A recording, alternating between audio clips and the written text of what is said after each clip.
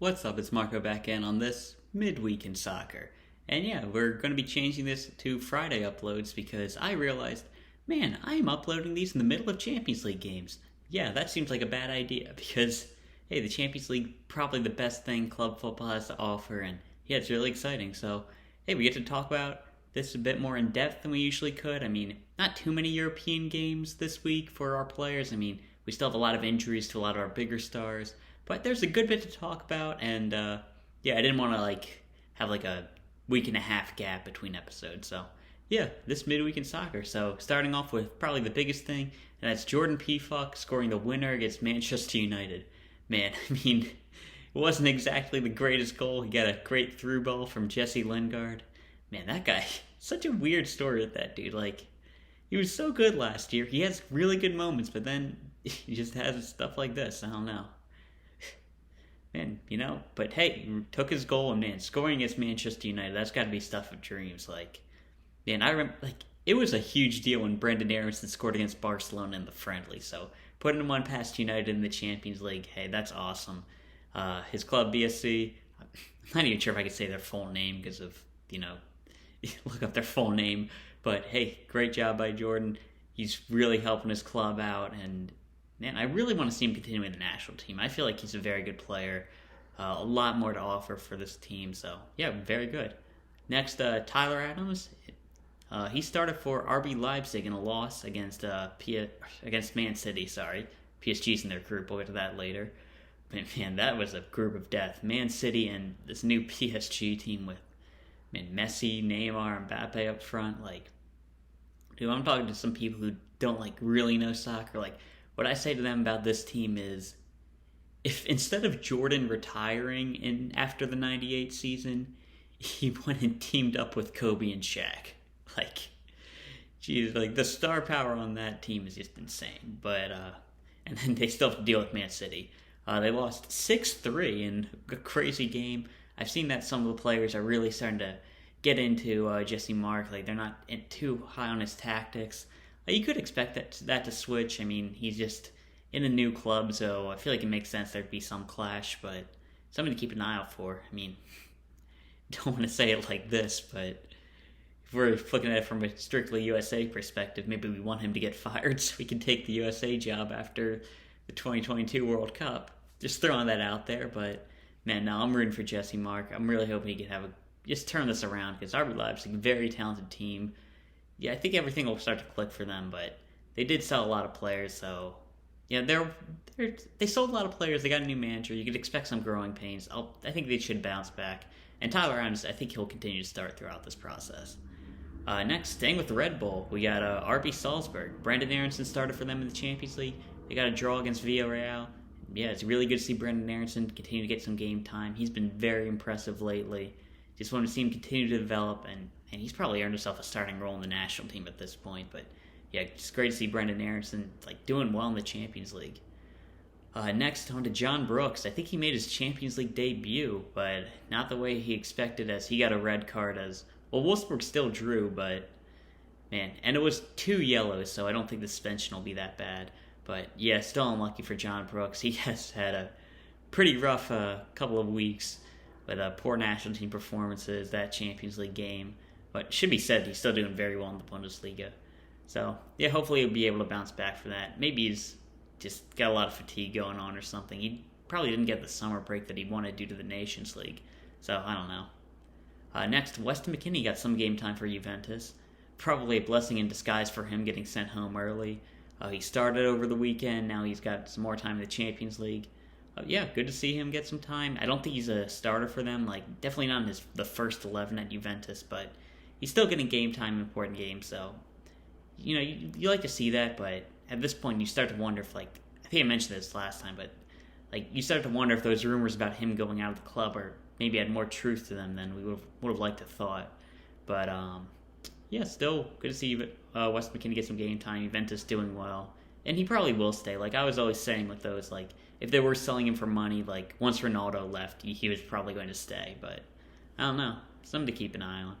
Next, Owen Adesai, he's still not involved for Club Brugge as they drew with PSG, and man, this is a very good result for RB Leipzig because they're going to have to get as many points as possible against Bruges. They're probably going to have to draw PSG, like, if they want to get through. I mean, I think Europa League's just about guaranteed for them. But, man, Club Bruges, great job drawing against that strong PSG team. I'd expect PSG to get stronger if they get more chemistry and really start to develop. They still have to decide what to do because I know this is a USA video and I've been talking about PSG for a while, but still, like, they're a great club right now. But, like, you kind of have to wonder what they're going to do because Mbappe, he's not been playing like a true number 9. Neymar, he's been playing a bit more far back. So you might want to put Messi at the 9. Maybe you have been flanked by Mbappe and Neymar. Maybe you have Mbappe on the middle. I don't know. They still got to decide what to do because there's so much talent in that team. And it's going to be a tough decision. Tough to work through that. Okay, that's it for the Champions League performers. We're missing a lot of people due to injury. But, yeah, good to see.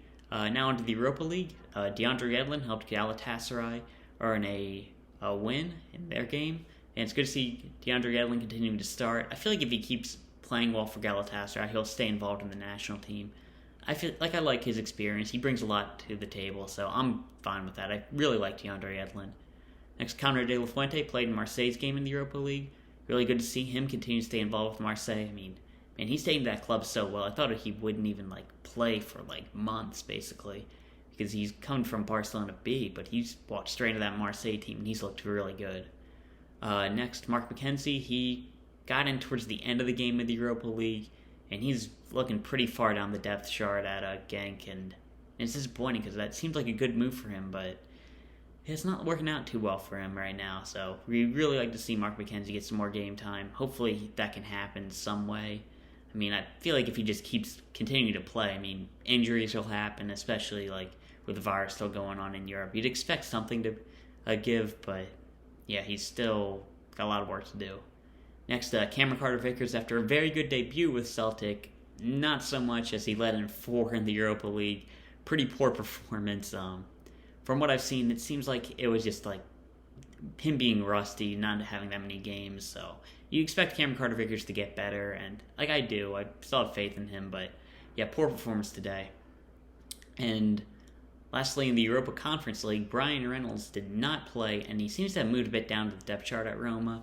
I mentioned earlier, on Tuesday, how Jose Mourinho really doesn't have much faith in him. He said that he'd rather put a center back out of position at wing back, and he showed that today when he did just that.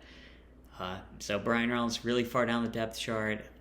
Like, it's really dumb because there were apparently loan offers on the table for Reynolds, and if you're not going to play him, just let him go out. Like, I don't know. Man, I know Mourinho's a great and everything, but he's not going to be... His record with young players isn't the best. I mean...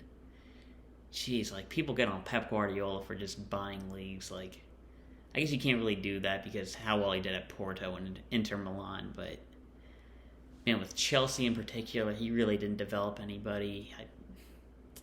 Did he? No, he really didn't. I mean, Makelele was well established. Lampard was established at that point. I guess Drogba adapted the Premier League well, but I feel like he would have done that anyway. I don't know. But he's obviously a great manager, but not the best for him. That's it for Europe. And from the Champions League, we go to the Championship. So Ethan Horvath, he got a start. It was his first start in the league this season. He had a couple of cup games, but it seemed like the manager's job was on the line, and he had a poor game. I think there was a back pass where he really screwed that up and led in a goal, and his manager was sacked. So just as he won him over... But maybe it's a good thing because now he has a fresh start, able to compete against Samba under a new manager. So maybe it's a good thing for him. But man, this game was not very good by Horvath. And for Fulham, Antonee Robinson was arrested, and Tim Ream helped them get a win. Yeah, so that's it for some games played in the midweek. For injuries, Sergiño Dest is actually better than we expected. He was on the bench for Barcelona's loss against Bayern Munich, so that's good to see. But Christian Pulisic, Gio Reyna, and Tim Weah are all still out. So, man, you got to hope that... I'm not sure if Reyna's going to be back. Tim Weah, he's always up in the air. Pulisic could be back, but at the same time, like, you can't really count on him due to his injury record. And we saw players struggle to get released from England before, so I don't even know if he'll be able to come over. So you really need to see a Connor De La Fuente and Brandon Aronson. They got to be ready because they might have to start this week for the national team because, geez, things are not looking good for our winger depth at the moment. But yeah, that's all I'll talk about. A couple of good Champions League games, a couple of pretty poor performances, but yeah, a lot of good, a lot of bad.